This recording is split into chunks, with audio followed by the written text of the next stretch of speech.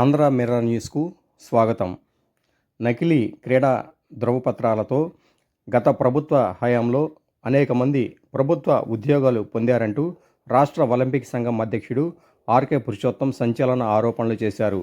Vijayawada press క్లబ్లో నిర్వహించిన విలేకరుల సమావేశంలో ఆయన మాట్లాడుతూ, జీవితంలో ఏనాడు ఆటలు ఆడని వందలాది మంది ఫేక్ స్పోర్ట్స్ సర్టిఫికెట్లతో వైకాపా ప్రభుత్వ పాలనలో ఉద్యోగాలు సాధించారని అన్నారు. ప్రత్యేకంగా పశుసంవర్ధక శాఖ, గ్రామ వార్డు సచివాలయ ఉద్యోగాల్లో ఈ అక్రమాలు భారీగా జరిగాయి అన్నారు. 2023లో భర్తీ చేసిన పశుసంవర్ధక శాఖ ఉద్యోగాలలో స్పోర్ట్స్ కోటా కింద 200 మందికి ఉద్యోగాలు కేటాయించగా అందులో 70 నుంచి 100 మంది వరకు నకిలీ ధృవపత్రాలతోనే ఉద్యోగాలు పొందారని ఆరోపించారు. గత ప్రభుత్వంలో జరిగిన మెగా డిఎస్సి స్పోర్ట్స్ కోటా నియామకాల్లో కూడా ఇదే రీతిలో చాలామంది ఉద్యోగాలు పొందారన్నారు. జూడో విభాగంలో కొలువులు పొందిన 32 మందిలో ఏకంగా 30 మంది నకిలీ ధృవపత్రాలు సమర్పించిన వారేనని స్పష్టం చేశారు. తమ వద్ద ఉన్న అన్ని ఆధారాలతో రాష్ట్ర ముఖ్యమంత్రి నారా చంద్రబాబు నాయుడుని కలిసి వివరిస్తామని, విచారణ కోరతామని పురుషోత్తం ఈ సందర్భంగా తెలిపారు. Chittoor Olympic association camp office చిత్తూరులో ఉంది. ఈరోజు డిఎస్ఏ స్పోర్ట్స్ కోటా గురించి రాష్ట్రం మొత్తం చర్చలు, డిబేట్లు జరుగుతున్నాయి. డిఎస్ఏ స్పోర్ట్స్ కోటా గురించే నేను మాట్లాడుతున్నాను. ఈరోజు మిగతా విషయాలు నాకు అవసరం లేదు. తర్వాత నేను 27వ తారీఖు జూలైలో 2 పిల్లేసాం. ఒకటి స్పోర్ట్స్ కోటా ఫేక్ సర్టిఫికెట్ల గురించి, ఇంకొకటి గాంధీవా ప్రాజెక్ట్ గాంధీవా 2018లో స్టార్ట్ అయింది. అది ఇండియాలోనే అతి ఘోరమైన biggest scam in the country. ఆ పిల్లు ఆ రోజు టైం ఇచ్చారు చీఫ్ జస్టిస్ గారు. ఈరోజు దానిపైన ఒక నిర్ణయం తీసుకున్నారు.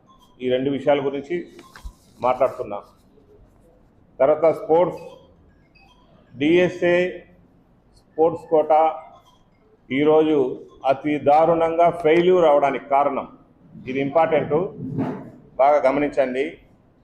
డిఎస్ఏ స్పోర్ట్స్ కోటా ఎందుకు ఫెయిల్యూర్ అయిందంటే, గతంలో మేము ఇచ్చిన కంప్లైంట్ 2023 అనిమల్ హస్బెండరీ గ్రామ సచివాలయం మీకు ఎవరికి తెలియకుండా, మూడో కంటికి తెలియకుండా రాష్ట్రంలో 200 మందికి స్పోర్ట్స్ కోటా ఇచ్చారు.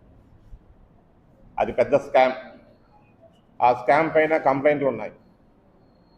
తిరుపతి విజిలెన్స్లో రాష్ట్రంలో జరిగిన మెడికల్ కోటా సర్టిఫికెట్ల పైన విచారణ జరుగుతుంది. 2015 నుంచే జరుగుతున్నాయి. అది మధ్యలో స్పోర్ట్స్ అథారిటీ అధికారులు ఏదో కమిటీ వేసి ఆ కమిటీలు అన్నీ సక్రమంగానే జరిగింది, ఏం ఫాల్ట్ జరగలేదు, సర్టిఫికెట్లు ఏం ఇష్యూ చేయలేదని చెప్పి కేసు క్లోజ్ చేశారు. అయినా మేము ఆ రోజు నుంచి ఈ రోజు వరకు పోరాడుతున్నాం. 2017 సెప్టెంబర్ నుంచి ఈ రోజు వరకు పోరాడుతున్నాం. అందువల్ల ఆ కేసు చాలా సీరియస్గా తీసుకున్నారు. లాస్ట్లో అది విజిలెన్స్కి వెళ్ళింది, తిరుపతిలో రీజనల్ ఆఫీస్కు. ఆ అవకతవకలు జరిగింది అని చెప్పి 24 ఆగస్ట్ సెప్టెంబర్లో ఎవరికైతే మెడికల్ సర్టిఫికేట్ ఇచ్చారో స్పోర్ట్స్ అథారిటీ వాళ్ళు, జూడో అసోసియేషన్ కలిపి, ఆ అబ్బాయిని ఎగ్జామ్ రానియకుండా ఆపేశారు.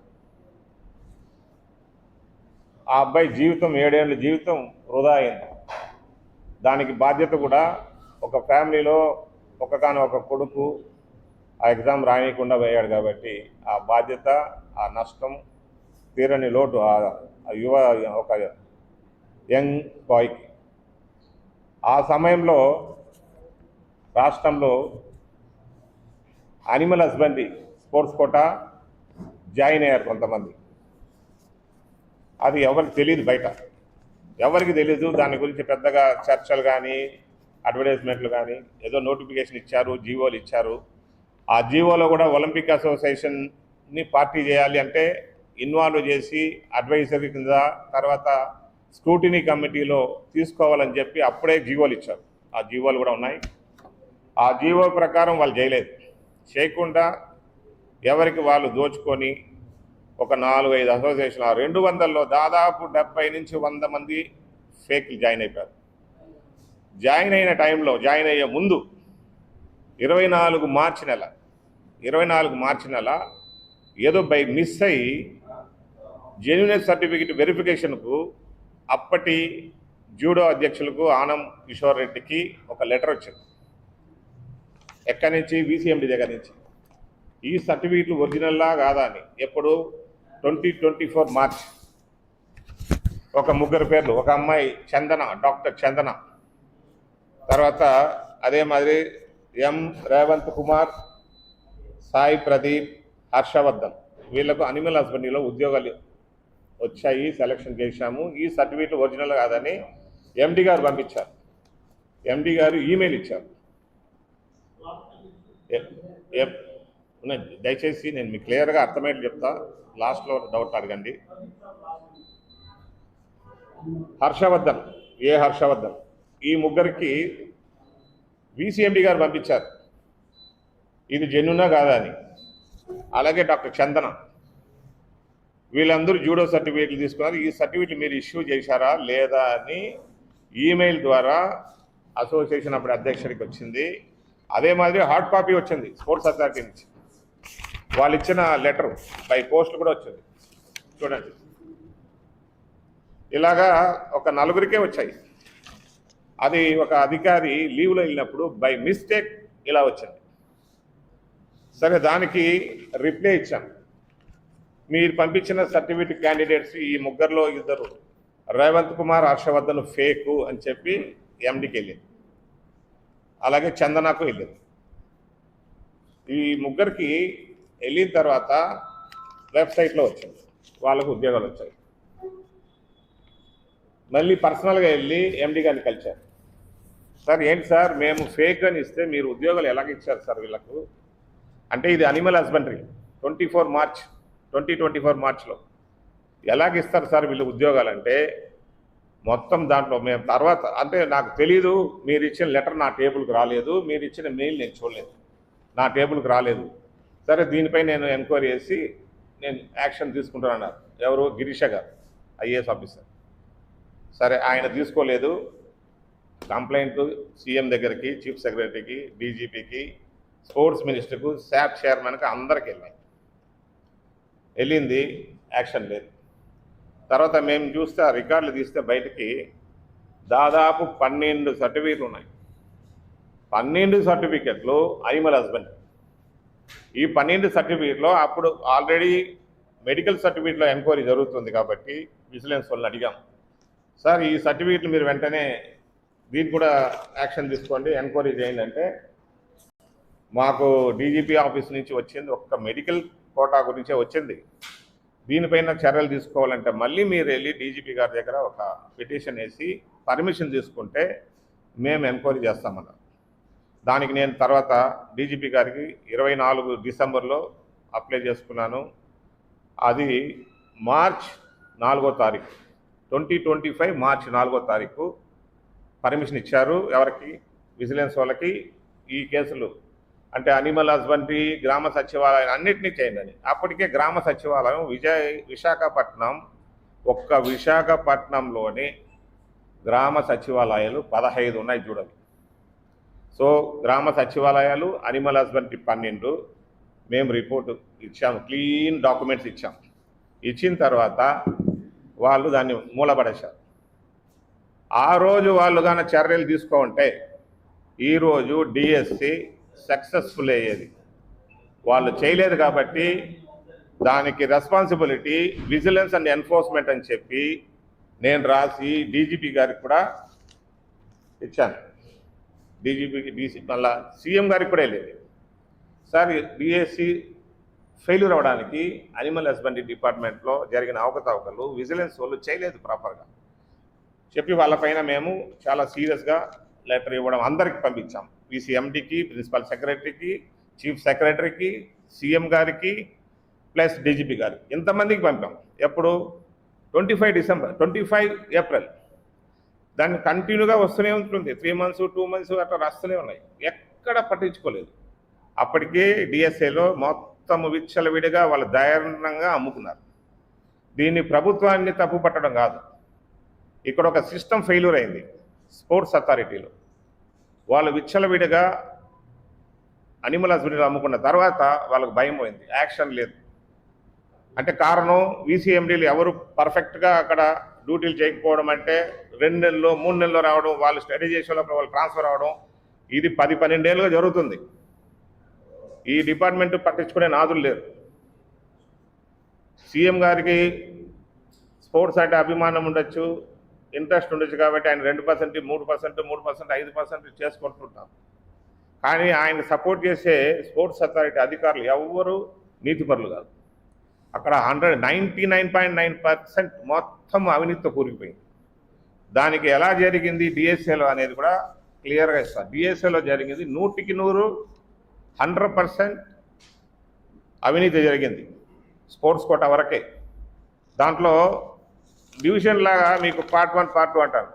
ఒకటి వచ్చి పూర్తిగా దొంగ సర్టిఫికెట్లు, అంటే మార్కెట్లో మీరు అరటిపళ్ళు మామిడిపళ్ళు కొనుక్కున్నట్టుగా ఏదో ఒక పళ్ళ దుకాణంలో ఈ పళ్ళు దొరుకుతాయి, ఈ అసోసియేషన్ దగ్గర ఈ దొంగ సర్టిఫికెట్లు అమ్మేవాళ్ళు ఉన్నారు అనేసి రాష్ట్రంలో అందరికీ తెలుసు. వాళ్లకు స్పోర్ట్స్ అథారిటీ అధికారులకి సంబంధాలు ఉన్నాయి, చాలా అవినావ సంబంధాలు ఉన్నాయి.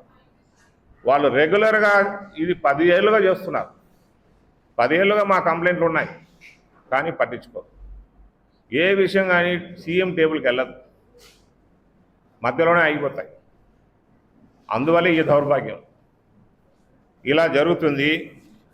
డిఎస్సీలో స్పోర్ట్స్ కోటాలో 382 మంది జాయిన్ అయ్యారు.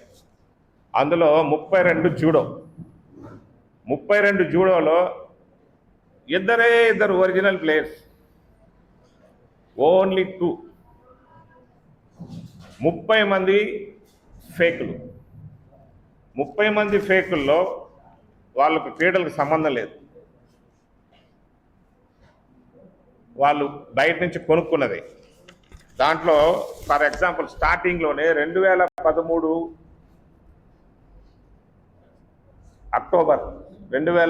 అక్టోబర్లో ఉమ్మడి రాష్ట్రం జూడో అసోసియేషన్ ఖమ్మంలో ఒక జూనియర్ ఛాంపియన్షిప్ జరిగింది. ఆ జూనియర్ ఛాంపియన్షిప్లో ఆ జేయు జూని తీసేసి ఎస్సీని పెట్టి సీనియర్ అని చెప్పి సర్టిఫికెట్స్ ఫ్యాబ్రికేట్ చేసి సర్టిఫికెట్లు అమ్ముకున్నారు. 4-6 సర్టిఫికెట్లు అమ్ముకున్న తర్వాత ఇప్పుడు మేము ఆ రికార్డులన్నీ వెబ్సైట్లో చూసాం.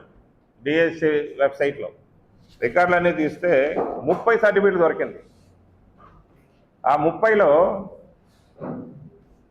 వాళ్ళు తెలంగాణ ఇప్పుడు సెక్రటరీ, అప్పుడు సెక్రటరీ కంబైన్ స్టేట్లో ఆయన ఇచ్చారు లెటర్ ఏమని, మీ ఆంధ్ర రాష్ట్రంలో జూడోలో డిఎస్సీలో ఆడుకున్న ఆటగాళ్ళు ఖమ్మం జిల్లాని ఆడారు, ఖమ్మం కాదు హైదరాబాద్లో జరిగింది, ఆ సర్టిఫికెట్లు అన్నీ ఫేక్ అని ఇచ్చారు. ఇవన్నీ కూడా మేము బిల్లులో 169లో వేసాం. అప్పుడు 170 బిల్ నెంబర్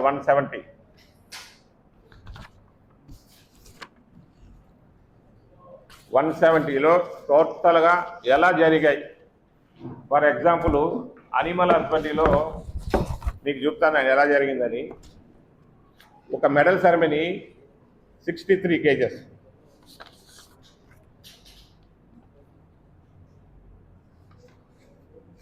63 కేజెస్ మెడల్ సెరమనీలో ఒక మినిస్టర్ గారు మెడల్ ఇస్తున్నారన్నమాట. వాళ్ళకి మెడల్కి ఇచ్చినప్పుడు ఆ మెడల్ సెరమనీలో లేని వాళ్ళు ఉన్నారు. మెడల్స్ అంటే ఈ దొంగ సర్టిఫికెట్ తీసుకున్న వాళ్ళు ఆ మెడల్ సెరమనీలో లేరు. ఎలా లేరంటే ఒరిజినల్గా ఆడిన ప్లేయర్లే ఉన్నారు, దొంగతనంగా ఆడిన ప్లేయర్లు సర్టిఫికెట్లు ఉన్న వాళ్ళు అక్కడ లేరు. ఇలాగా వాళ్ళ డీటెయిల్స్ మొత్తం అదిగోండి. అనిమల్ హస్బెండరీలో జరిగిన ఒరిజినల్ ప్లేయర్స్, ఈ ఒరిజినల్ ప్లేయర్స్కు జూడో అమ్ముకున్న సర్టిఫికెట్లు సంబంధం లేదు. వీళ్ళు ఒరిజినల్గా ఆడి గెలుచుకున్నారు. ఇందులో 2 ఉన్నారు జూడోలో. ఇలాగా అనిమల్ హస్బెండరీలో జరిగిన 12 ఫేక్లే. ఇంకా డిఎస్ఏకి వస్తే ఖమ్మంలో ఆడిన వాళ్ళందరూ మొత్తము ఫేక్లే. నవంబర్లో 18లో నెల్లూరులో జరిగిన ఛాంపియన్షిప్లో అందరు రికార్డ్స్ దొరికాయి. 2021, 22 రికార్డ్స్ దొరికాయి. ఎక్కడ కానీ వీళ్ళ రికార్డ్స్ ఎక్కడ లేవు. అది టోటల్గా పూర్తిగా ఫేక్ అని తేలింది. కోర్టుకి ఇచ్చాము, కోర్టు కూడా డైరెక్షన్ ఇచ్చింది. 6 నెలలు అడిగితే వాళ్ళు 4 months అంటే విజిలెన్స్ డీజీ 6 monthsలో వాళ్ళ తరపు లాయర్ అడిగారు. కుదరదు, 4 నెలలు ఇస్తాము, 2 ఏళ్ళు 3 ఏళ్ళుగా మీరు ఏం చేయలేదని ఆ కేసు ఇప్పుడు కోర్టు పరిధిలో ఉంది. విజిలెన్స్ వాళ్ళు ఎంక్వైరీ చేస్తారు. సో అక్కడికి అది అయిపోయింది.